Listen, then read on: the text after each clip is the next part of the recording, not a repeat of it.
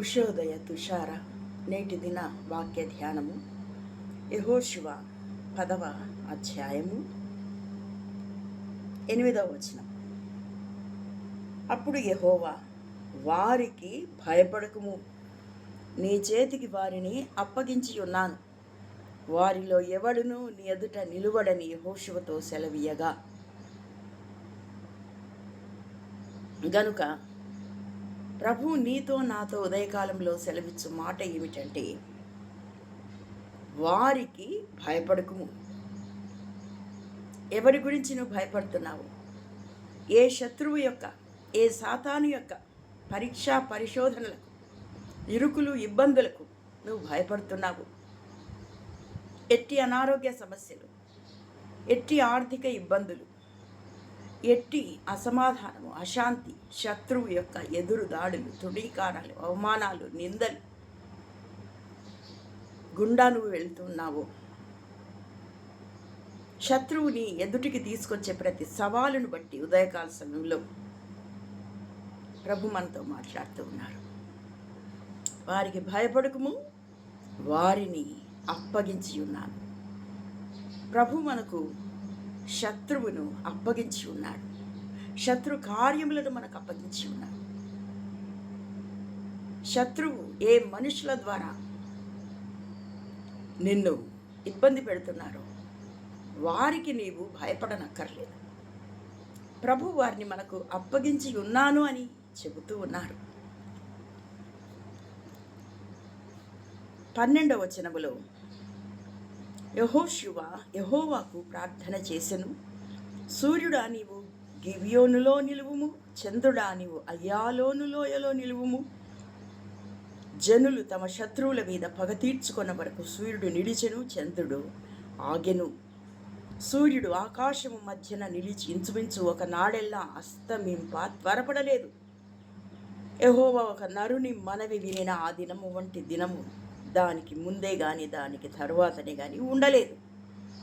యెహోషువ ప్రార్థన వినదేవుడు, నీ నా ప్రార్థన వినడా? చంద్రుడు ఆగిపోయినాడు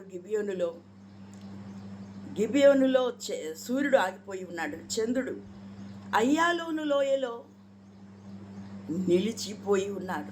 సూర్య చంద్రులను నిలిపివేసే పరాక్రమవంతులమని దేవుని బిడ్డలమైన మనము మన శక్తిని, యుక్తిని గుర్తించవలసిన వాళ్ళగా ఉన్నాం.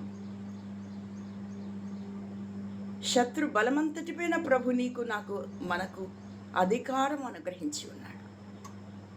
యెహోషువ లాంటి ప్రార్థన నీవు కూడా, నేను కూడా చేసినప్పుడు ప్రభు వినేవారుగా ఉంటూ ఉన్నారు. గనుక ప్రార్థనాపరులముగా మనం ఉన్నప్పుడు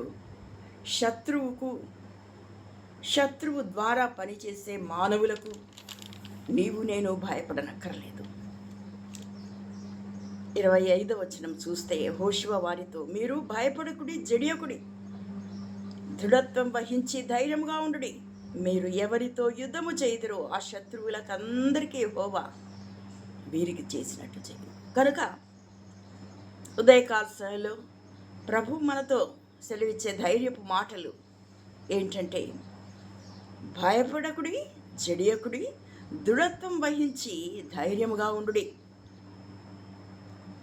ఎవరి ద్వారా శత్రువు మనతో యుద్ధం చేయిస్తాడో, ఏ మానవులు, ఏ ఆర్థిక ఇబ్బందులు, ఏ అశాంతి, ఏ అసమాధానము, ఏ అనారోగ్య సమస్యలు శత్రువు ద్వారా నీ ముందుకు వచ్చి సవాళ్లుగా నిలబడి ఉన్నాయో వాటికి భయపడకు, జడియకు, దృఢత్వం వహించి ధైర్యంగా ఉండు అని వాగ్దానం ఇస్తూ ఉండగా, ప్రభు వాగ్దానాన్ని చేపట్టి ప్రార్థనాపరులుగా యెహోషువ చేసిన పట్టుదలతో కూడినటువంటి ప్రార్థన కలిగి, ప్రభు పట్ల భయభక్తులు కలిగి, ఆయన కట్టడలు, న్యాయ విధులు అనుసరించి వారముగా మనం ఉన్నప్పుడు ప్రభు నీ నా ప్రార్థన కూడా యెహోషువ ప్రార్థన విన్నట్లుగానే మన ప్రార్థన కూడా వినే దేవుడుగా, నీ ముందున్న శత్రు సాతాను ద్వారా పనిచేసే మనుషులను నీకు అప్పగించేవాడుగా ఉంటూ ఉండగా, ధైర్యంగా యాత్రా జీవితంలో ప్రార్థనాపరులముగా ప్రతి సవాలును ప్రభు శక్తితో ఎదుర్కొని ధైర్యము, దృఢత్వము, నిబ్బరం కలిగి